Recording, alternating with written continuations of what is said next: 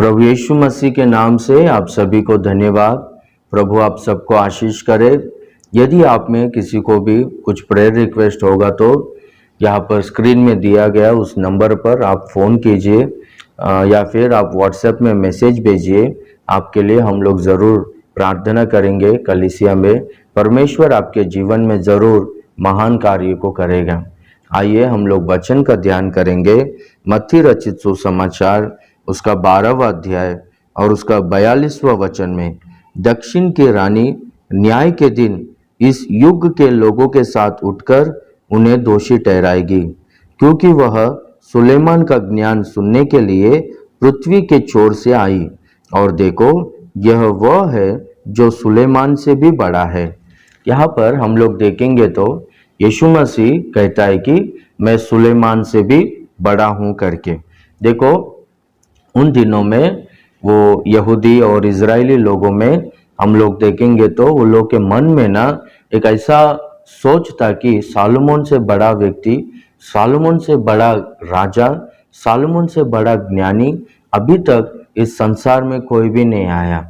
हम लोग है ना पहला राजा 3 अध्याय और उसका 5वां वचन से पढ़ते आएंगे तो परमेश्वर सालोमोन को प्रत्यक्ष होकर सालोमोन तुझे क्या चाहिए मांग करके पूछता है। तो तब सालोमोन राजा कहता है, ये तेरी चुनी हुई प्रजा पर मुझे राजा बनाया, राजगद्दी पर बिठाया तूने मेरे पिता पर दया कर कर उसके बाद इस राजगद्दी पर तूने मुझे बिठाया।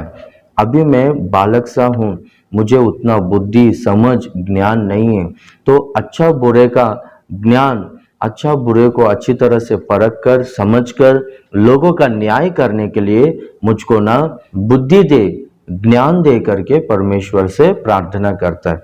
तो परमेश्वर कहता है, सालोमोन तूने ना दीर्घायु को नहीं मांगा, तूने शत्रुओं के प्राण को नहीं मांगा, तूने ना धन और ऐश्वर्य को नहीं मांगा, तूने बुद्धि मांगा है। इसलिए मैं तुझे बुद्धि और विवेक से भरा हुआ मन देता हूँ और इतना बुद्धि देता हूँ, इतना विवेक देता हूँ मैं तुझे कि तुझसे पहला कोई राजा ऐसा नहीं हुआ और तेरे बाद में कोई नहीं होगा। इतना बुद्धि ज्ञान दूंगा, बुद्धि ज्ञान के साथ में विवेक के साथ में मैं ना तुझे धन भी दूंगा और तुझे अच्छा आयुष भी दूंगा। तेरे जीवित रहते हुए तेरे समान इस सारी पृथ्वी में कोई तेरे समानता में कोई राजा नहीं होगा करके परमेश्वर ने ना सालोमोन को उतना आशीष किया।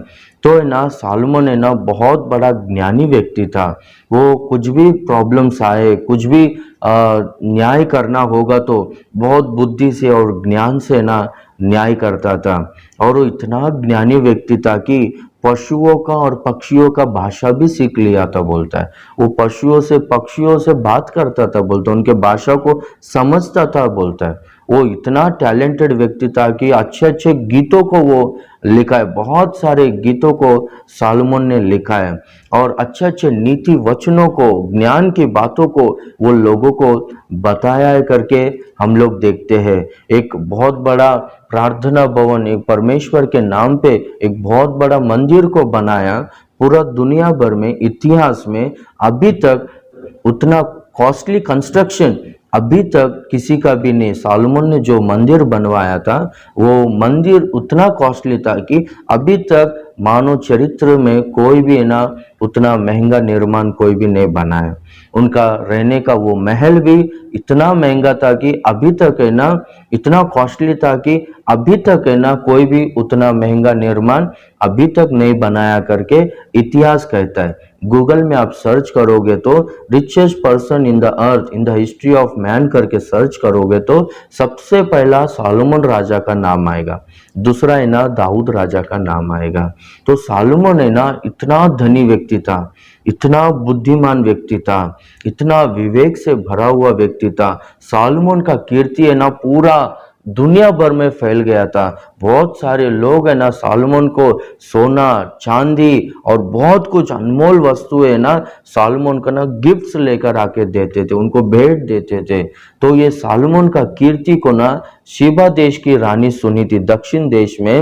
वो रानी सुनकर मैं सालोमन के ज्ञान को देखना चाहती हूँ, सालोमन के ज्ञान को मैं सुनना चाहती हूँ करके वो है ना शिबा देश से यरूशलेम तक यानी साउथ अफ्रीका से यरूशलेम तक हजारों किलोमीटर यात्रा कर कर प्रयास कर कर सालोमन के पास आई। सालोमन है ना वो लोगों के दृष्टि में उन दिनों में पूरा दुनिया भर में फेमस था, उनके ज्ञान के लिए, उनके धन के लिए, उनके लीडरशिप के लिए वो बहुत फेमस था। और बाद में हम लोग देखते हैं इजरायलियों के मन में और यहूदियों के मन में पीढ़ी से पीढ़ी तक हम लोग देखते हैं जब यीशु मसीह वचन को कहा था तब तक है ना लोगों के मन में सालोमन जैसा ज्ञानी, सालोमन जैसा एक महान राजा, सालोमन जैसा एक धनी व्यक्ति, सालोमन जैसा न्याय करने वाला अभी तक इस संसार में कोई भी नहीं हुआ करके लोगों के मन में सालोमन एक है ना बहुत महान, एक बहुत बड़ा व्यक्ति था। यीशु मसीह कहता है ये देखो मैं सालोमन से भी बड़ा हूं करके कहता है। क्यों कहता है ऐसे बातों को करके हम लोग देखेंगे तो सालोमन से तोलता है, क्योंकि ना सालोमन उनके मन में ना बहुत बड़ा व्यक्ति था, बहुत बड़ा राजा था। यीशु मसीह कहता है तुम्हारे मन में ना सालोमन जैसा कोई भी नहीं है, वो सालोमन तुम्हारे मन में बहुत बड़ा व्यक्ति है ना, उसके समानता में कोई भी नहीं है करके तुम लोग सोचते हो ना। ये देखो मैं सालोमन से भी बड़ा हूं करके प्रभु कहता है। Praise the Lord, hallelujah.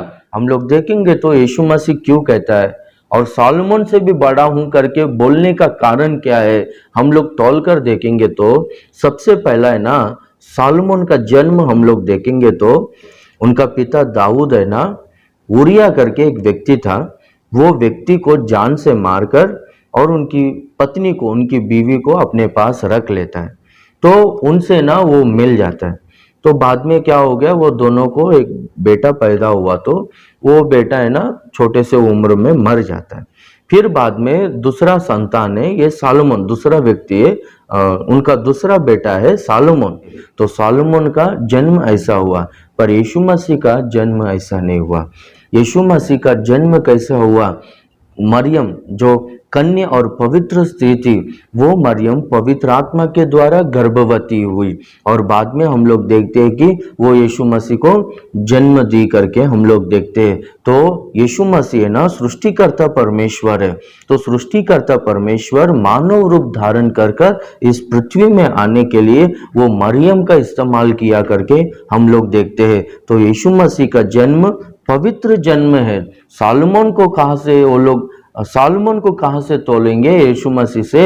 यीशु मसीह तो एक पवित्र है, उनका जन्म पवित्र है। और सालोमन का जन्म हम लोग देखेंगे तो वो उनका पिता दाऊद दूसरे को मारकर उसकी बीवी को लेकर आके रखता है और वो दोनों के मिलन से सालोमन पैदा हुआ करके हम लोग देखते हैं। यीशु मसीह कहता है मैं सालोमन से बड़ा हूं करके।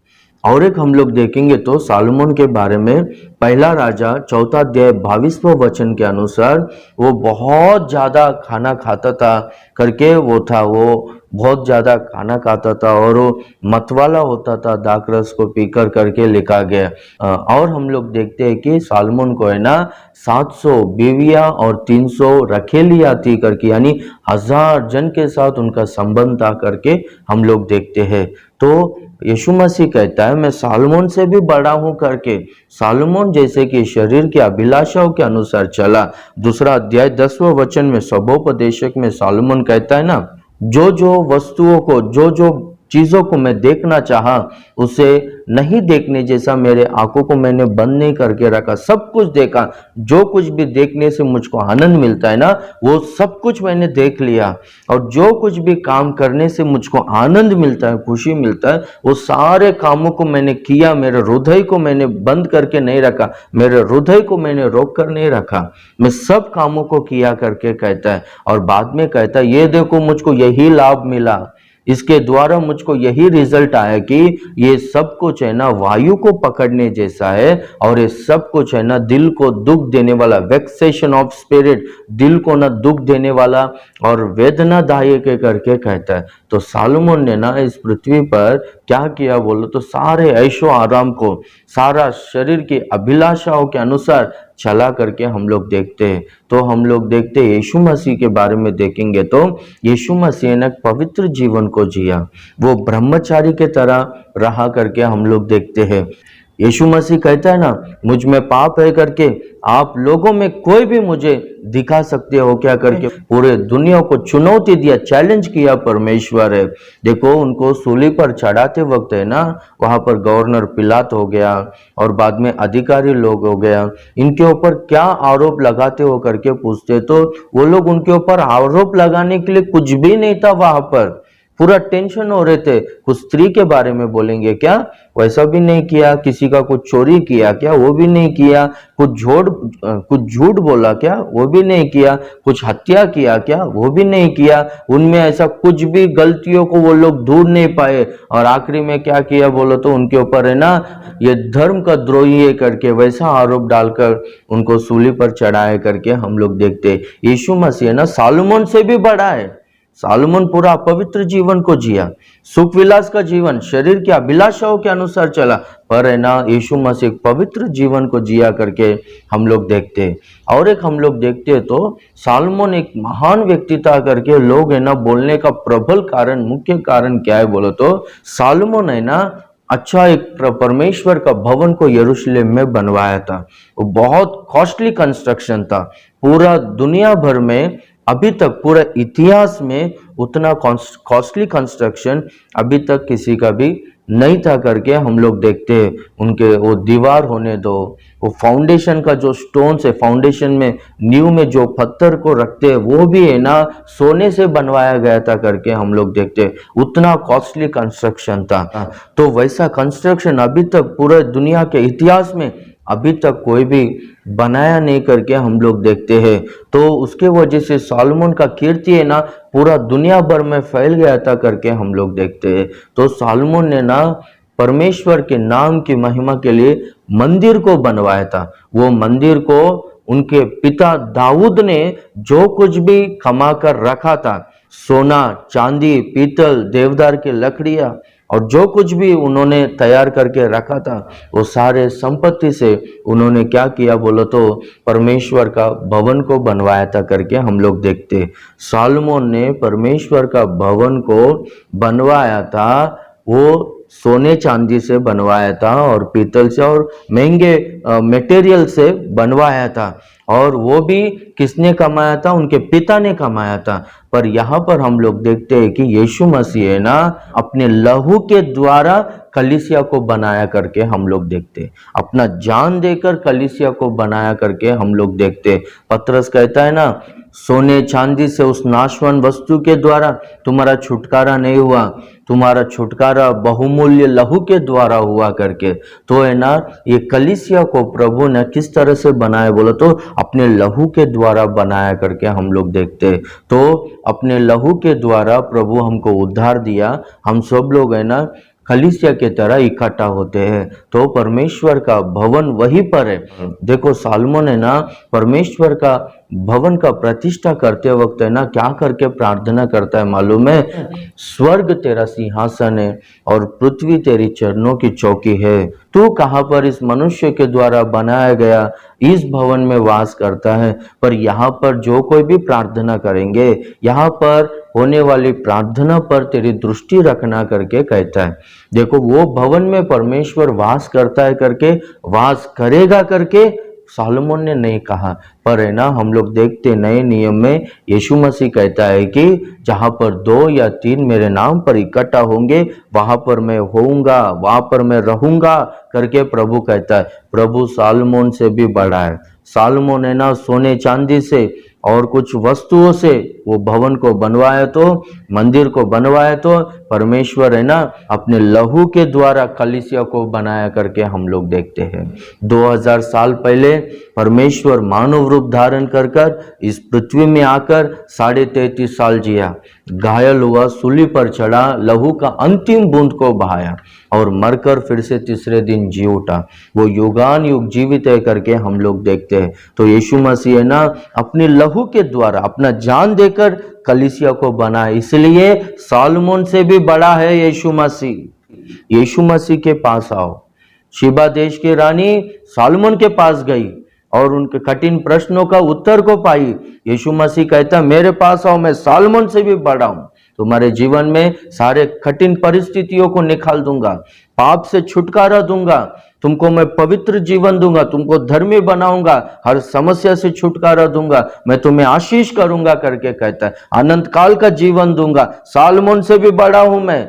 सालोमोन मर गया, गाड़ा गया और अभी तक उसका कब्र वहीं पर है, पर मरकर फिर से मैं तीसरे दिन जी उठा हूं और युगान युग जीवित हूं, मैं सालोमोन से भी बड़ा हूं करके यीशु मसीह कहता है। मेरे पास आओ करके कहता है। और एक हम लोग देखेंगे तो सालोमोन के पास है ना शिबा देश की रानी उनके ज्ञान को सुनने के लिए आई थी और वहां पर आकर उनके ज्ञान को सुनती है। और सालोमोन के पास जितने भी लोग उनके कर्मचारी है, सेवक लोग है, जो भी है, उनके पास वो बैठने का तरीका, उनका वस्त्र धारण, उनका बात करने का तरीका, वो सब कुछ देखकर है ना अचंभव होती है। देखो यीशु मसीह कहता है मैं सालोमोन से बड़ा हूं करके। क्यों बोलो तो सालोमोन के ज्ञान के बातों को सुनने के लिए उनके सेवक लोग उनके दरबार में सिर्फ बैठते थे, ज्ञान के बातों को सुनते थे और सालोमोन की प्रशंसा करते थे। यीशु मसीह कहता है मैं सालोमोन से भी बड़ा हूं, केवल ज्ञान के बातों को मैं सुनाता नहीं हूं, पर ज्ञान के बातों को सुनाकर मैं ना ज्ञानी बनाता हूं, लोगों का जीवन को बदलता हूं, लोगों को ना मैं आशीषित करता हूं। हम लोग देखेंगे तो यीशु मसीह ना अपने चेलों से, मछलियों को पकड़ने वाले लोगों से कहता है कि तुम मेरे पीछे हो लो, मैं ना तुम्हें मनुष्यों को पकड़ने वाला बनाऊंगा करके कहता है। पौलुस कहता है 1 कोरिन्थी 1 अध्याय 27वें वचन में, क्या करके ज्ञानवानों को लज्जित करने के लिए परमेश्वर ने ना मूर्खों को चुना है, बलवानों को लज्जित करने के लिए परमेश्वर ने ना दुर्बल लोगों को, कमजोर लोगों को चुना है। जो संसार में है वो लोगों को कुछ भी नहीं है करके करने के लिए परमेश्वर है ना अयोग्य लोगों को, जो नीच और कुछ भी नहीं है, कुछ काम का नहीं है, वो लोगों को परमेश्वर चुनकर एकदम ज्ञानी बनाता है और एक योग्य व्यक्ति बनाता है करके हम लोग देखते हैं। तो यीशु मसीह कहता है मैं सालोमोन से बड़ा हूं, मैं तुम्हें ज्ञानी बनाऊंगा, बुद्धिमान बनाऊंगा, पाप का जीवन से मैं तुम्हें छुटकारा दूंगा, तुम्हें धर्मी बनाऊंगा, तुम्हारे जीवन को पूरी तरह से बदल दूंगा, तुम्हें मैं आशीष करूंगा और तुम अनेक लोगों को सिखाने के स्थिति में, अनेक लोगों को उद्धार में चलाने के जैसा, अनेक लोगों के लिए आशीष का कारण मैं तुम्हें बनाऊंगा। मेरे पास आओ, सालोमोन से बड़ा हूं करके यीशु मसीह कहता है। और एक हम लोग देखेंगे तो सालोमोन इजराइलियों का राजा था, वो राज्य में वो राजगद्दी पर बैठकर वो राज्य करता था करके हम लोग देखते हैं। पर यहाँ पर यीशु मसीह कहता है मैं सालोमोन से भी बड़ा हूं, मैं ना केवल एक जाति के लोगों का नहीं, सारा पृथ्वी के लोगों का, सारे जाति के लोगों का मैं परमेश्वर हूं, मैं राजाओं का राजा हूं, प्रभुओं का प्रभु हूं, मैं लोगों के स्तुतियों को सिंहासन बना लेता हूं, वो सिंहासन पर मैं विराजमान होता हूं। सोने या चांदी से बनाए वो सिंहासन पर नहीं, पर है ना स्तुतियों को सिंहासन बना लेता हूं, वो स्तुति सिंहासन पर विराजमान होकर मैं राज्य करता हूं और मेरा राज्य जो है अनंत काल तक रहेगा।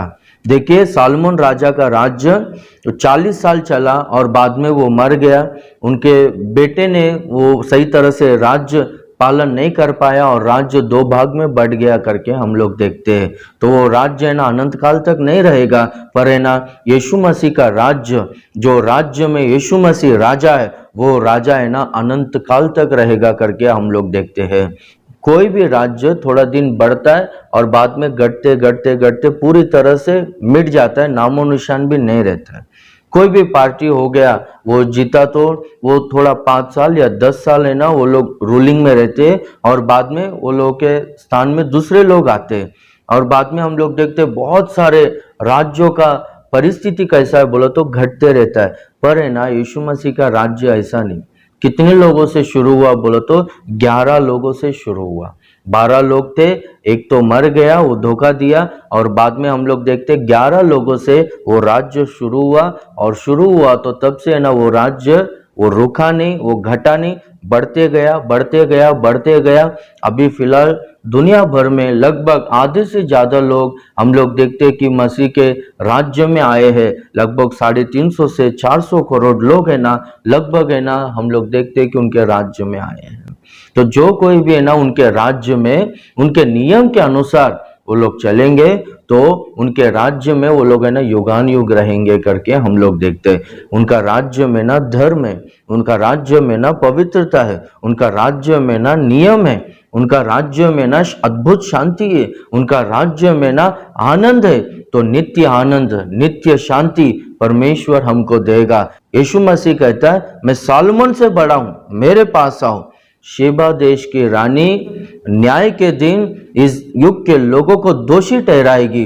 क्यों मालूम है? वो ना सालोमन के ज्ञान को सुनने के लिए उतना दूर से हजारों किलोमीटर यात्रा करके यरूशलेम में आई है।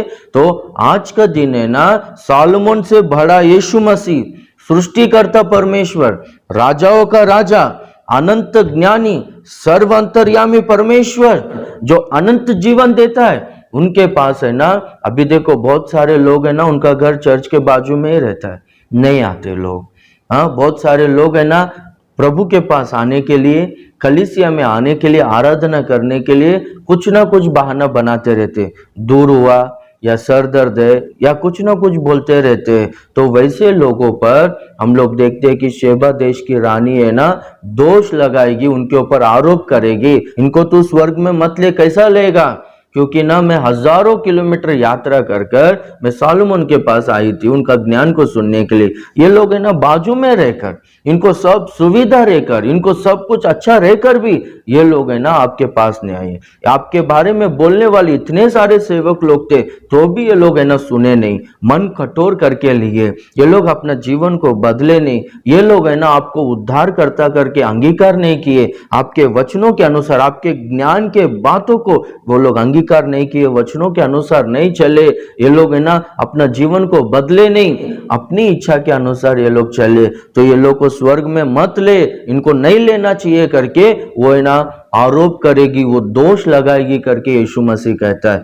मैं ना एक के घर पे गया तो है ना उनके बाजू में जो सिस्टर थी अपने चर्च में आती है, उन्होंने कहा कि ये जो ब्रदर है ये ना चर्च को नहीं आ रहा है, बहुत दिन हो गया करके बोली। तो मैं उनसे पूछा क्या हो गया आप चर्च को नहीं आ रहे हो? बोलो तो वो क्या बोलता है कि मुझको ना चर्च में आने के लिए ना दूर होता है। कितना दूर रहेगा?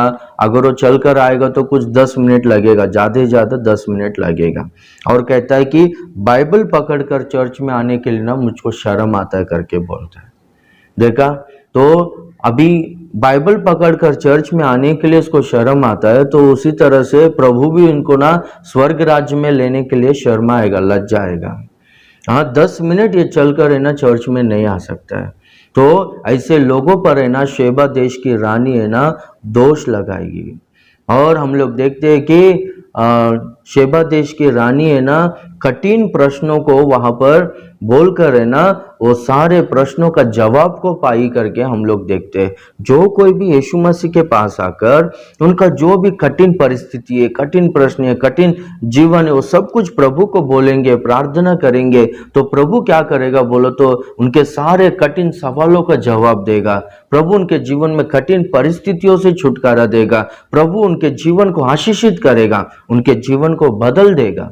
इसलिए हम लोग है ना शेबा देश की रानी न्याय के दिन हमारे ऊपर दोष नहीं लगाने जैसा हम लोग है ना प्रभु के पास आना चाहिए, प्रभु के बातों को सुनना चाहिए और उनके वचनों के अनुसार चलना चाहिए और उनकी महिमा के लिए हम लोग जीना चाहिए और उनके राज्य के लिए हम लोग तैयार होना चाहिए। प्रभु आप सबको आशीष करें। आमीन।